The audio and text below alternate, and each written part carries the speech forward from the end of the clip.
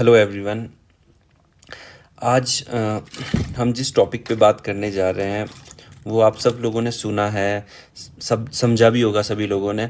पर उसके बीच का बेसिक फिज़िक्स आपको मुझे नहीं लगता पता होगी, बहुत कम बच्चों को पता होगी इसके बीच की फ़िज़िक्स। और हाँ, जिन बच्चों को पता वो कमेंट सेक्शन में कमेंट कर सकते कि ऑलरेडी ये लॉजिक पता था, तो मतलब उनकी स्कूलिंग या फिर उनकी कॉलेज बहुत अच्छा हुआ है क्योंकि उन्हें बेसिक लॉजिक पता था। तो आज जिस टॉपिक की हम बात करने जा रहे हैं वो है हमारा रिफ्रैक्शन ऑफ लाइट।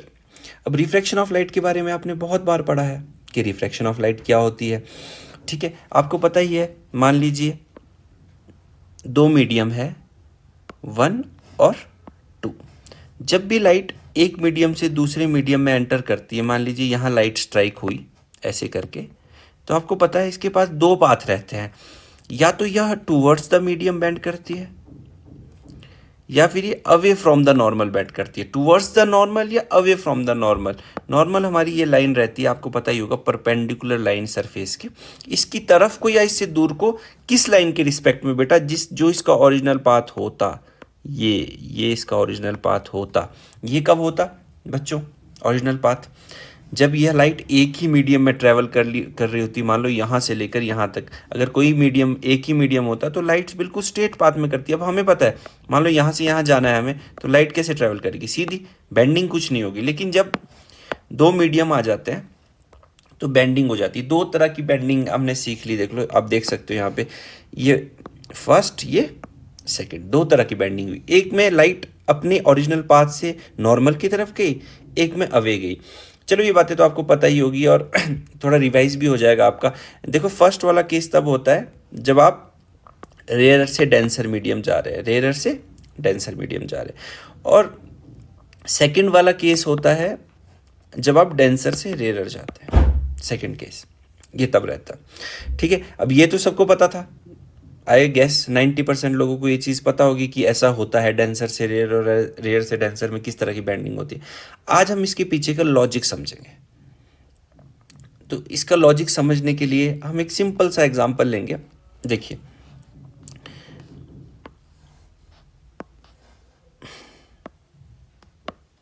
ये पॉइंट ए है, ये पॉइंट बी है। मान लीजिए ये दो अलग मीडियम है, तो ऑब्वियस सी बात है अगर ये दो अलग मीडियम ना होते तो लाइट स्ट्रेट ऐसे चलती, ए से बी, पाथ 1 ये रहता। लेकिन एक्चुअल में ऐसा नहीं होगा। एक्चुअल में क्या होगा? इस तरह की कुछ बेंडिंग होगी। सॉरी, ये थोड़ा डायग्राम क्लियर नहीं हुआ, इसको मैं दोबारा से बनाता हूँ। देखिए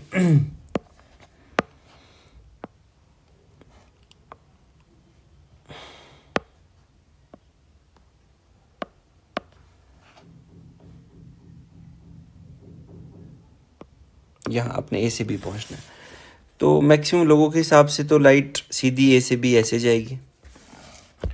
लेकिन लाइट एक्चुअल में करती क्या है? लाइट पहले इस तरफ को बेंड होगी, उसके बाद एक और बार बेंडिंग होगी, यहाँ को पहुँचेगी। तो उसका जो पाथ, दो तरह के पाथ वो फॉलो कर सकती थी। मैक्सिमम लॉजिक के हिसाब से तो फर्स्ट पाथ होना चाहिए, क्योंकि हमने आज तक यही पढ़ा है कि light travels in a straight path. चलो बुरा मानने वाली बात नहीं बच्चों, लेकिन ये हमने स्टेटमेंट गलत पढ़ी है कि light travels in a straight path. देखो, हम ऐसा नहीं कह सकते हर बार लाइट स्ट्रेट पाथ में ट्रेवल करती है, लेकिन एक बात पक्का कह सकते हैं, लाइट उस पाथ में ट्रेवल करना पसंद करेगी जो शॉर्टेस्ट होगा, जिसमें टाइम उसका शॉर्टेस्ट होगा, ना कि डिस्टेंस। मतलब ये सारा टाइम से रिलेटेड होता है, ना कि डिस्टेंस से। अभी हम इसको, आपकी कंफ्यूजन 2 मिनट में दूर कर देते हैं। ऐसी ये बेंडिंग हुई कहाँ? अब ऑब्वियस सी बात है, आप देख सकते हो जब ए से बी गई तो ये कौन सी बेंडिंग हो रखी है? आप देख सकते हैं टूवर्ड्स द नॉर्मल। ये देखिए, यहाँ से आए और बेंड टूवर्ड्स द नॉर्मल। तो ऑब्वियस सी बात है ये रेयर होगा, ये डेंसर होगा, तभी ऐसा हो सकता है। ठीक है, तो इसको मान लेते हैं एयर और इसको मान लेते हैं वाटर। अब देखिए, एक सिंपल एग्जांपल से इसको समझते हैं। मान लीजिए आप ए हो और आपका फ्रेंड बी है, वो वाटर में फंसा है, उसे स्विमिंग नहीं आती है, तो आपके पास दो पाथ है उसको बचाने के लिए। ठीक है, एक हो गया पाथ 1, एक हो गया पाथ 2। अब कई बच्चे सोचेंगे पाथ 1 से जल्दी पहुंचेंगे हम, पाथ 1 से हम जल्दी पहुंचेंगे और पाथ 2 से लेट पहुंचेंगे क्योंकि पाथ 1 तो छोटा है। लेकिन ऐसा नहीं है बच्चों। अभी देखो ध्यान से एक कंसेप्ट समझिए। यहाँ तक ये देखिए, ये इस पॉइंट तक ये एयर है, इस पॉइंट से ऊपर ऊपर एयर है। तो अब लाइट ने क्या किया, अगर हम देख सकते हैं, आप ध्यान से देखिए बेटा, कि दोनों पाथ में थे, रेड और ब्लैक में से। देखिए एयर वाला पार्ट किसका कम है, एयर, रेड वाले का एयर वाला पार्ट कम है और ब्लैक वाले का एयर वाला पार्ट ज़्यादा है। उसी वजह से क्या हो रहा है, जो वाटर वाला पार्ट है रेड वाले का वो बहुत ज़्यादा है एज कंपेयर टू ब्लैक वाले का पार्ट। देखो ब्लैक वाले का आप देख सकते हो, जिसको मैं अभी ग्रीन से मार्क कर रहा हूँ, ये वाला पाथ कम है बच्चों और ये वाला पाथ ज़्यादा है, ये वाला पाथ बहुत ज़्यादा है। तो लाइट ने क्या चालाकी दिखाई, देखिए चालाकी उसने क्या किया, एयर में ज़्यादा ट्रेवल कर दिया और पानी में उसने अपना ट्रेवल कम कर दिया। इससे हुआ क्या बच्चों, आपको पता है एयर में स्पीड उसकी लाइट की ज़्यादा होगी क्योंकि रेयर मीडियम है, रेयर मीडियम में तेज़ चलेगी चीज़ क्योंकि उसको ऑब्स्ट्रक्शंस कम है।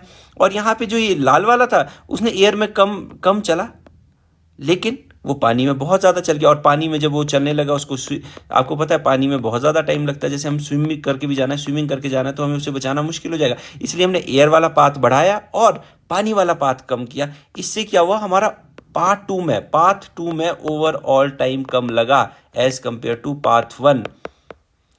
तो गाइज आई होप कि आपको ये बात समझ आ गई होगी कि मैं क्या कहना चाहता हूँ कि बेंडिंग ऑफ लाइट होती क्यों है एक मीडियम से जब दूसरे मीडियम में जाती है। क्योंकि लाइट भी बच्चों हमारी तरह है, वो अपना टाइम बचाना चाहती है, वो पाथ नहीं देख रही है, वो देख रही है टाइम, जिसमें कम से कम टाइम लगे। आई होप आपका कंसेप्ट बिल्कुल क्लियर हुआ होगा। Thank you. अगर आपको वीडियो पसंद आई तो लाइक और कमेंट करें और ये ज़रूर बताएं कि किस टॉपिक पे आपको कन्फ्यूज़न है फिज़िक्स में। बेसिकली +1 +2 मैं आपकी सारी कन्फ्यूजन्स अपनी वीडियोस के थ्रू दूर करने की कोशिश करूँगा। Thank you, have a nice day.